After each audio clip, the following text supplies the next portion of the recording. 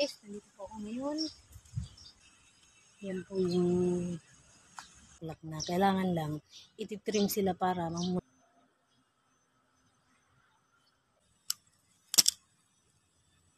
Paano pagtanim ng bugambilya?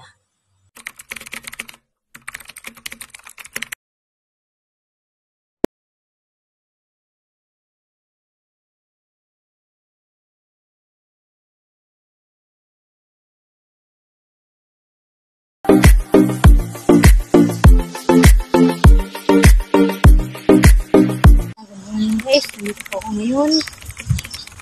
Tuturuan ko po kayo, lalo na po yung mahilig sa halaman, magtanim ng bugambilya. Ganito po ang pagtanim.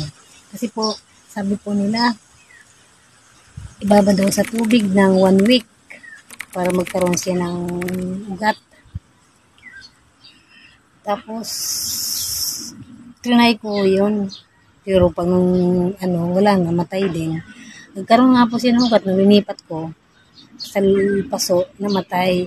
Ito po yung gagawin ko. Kailangan po lang natin ng baso, garden soil, plastic, saka plastic. Kung tuturo ko sa inyo kung paano markot ng bugambilya. Ayan na po yung bugambilya. Ang cute po niya. Ang ganda po niya. Yan po yung tinanim ko na. Laki pa po yan.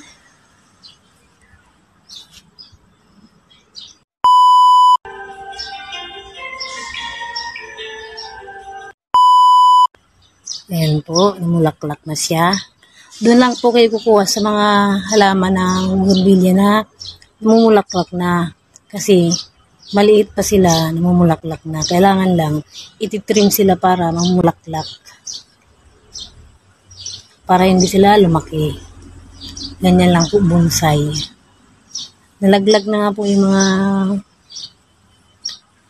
bulaklak niyan eh. Dami ng bulaklak niyan. Kaya tuturuan ko po kayo kung paano magtanim ng bugambilya. Kukuha po tayo ng pangtanim.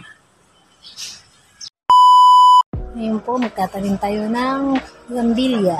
Kuha po tayo ng pangtanim kung paano mark. Ito po.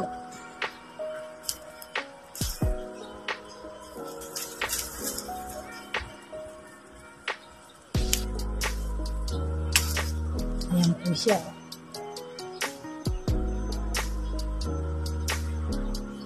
Sa isang puno, dalawang klaseng gulay.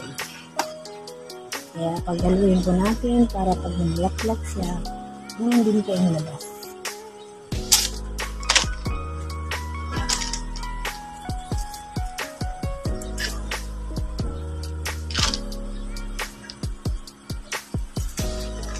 Ganito lang pagtanim.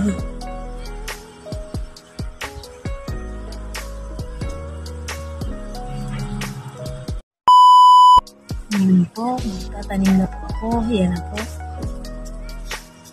Nilagay ko po sa baso yung binutasan para yung tubig umusot na. Dalawang kulay po yan. Para pag nanglaklak, dalawang kulay. Magandang tingnan. Yan, dalawang kulay din po yan. Kung gusto nyo, para lalong maganda, tatluin ko po yan.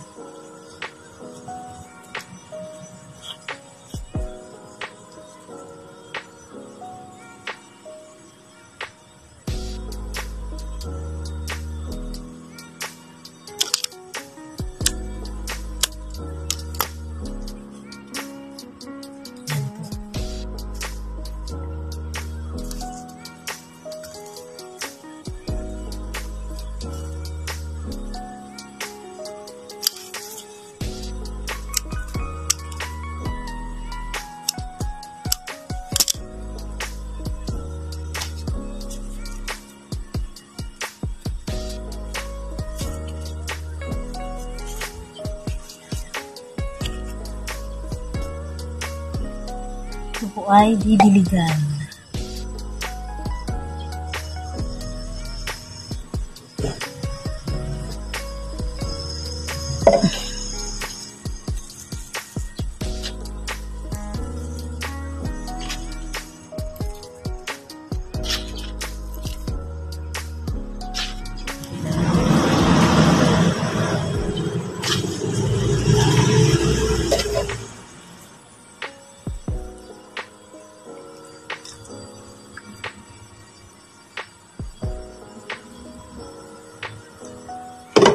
Ayan po.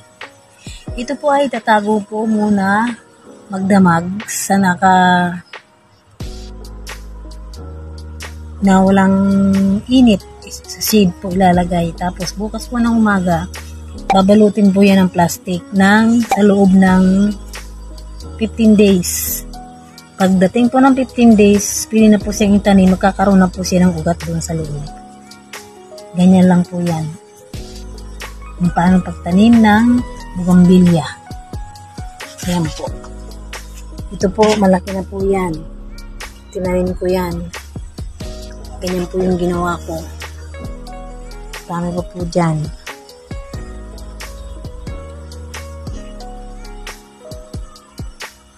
Dami pong halaman dito. Ito po, ang cute niya. Nakita ko lang po yan. Tumubo lang po dyan kung saan na tabi-tabi. Dala po siguro ng ibon.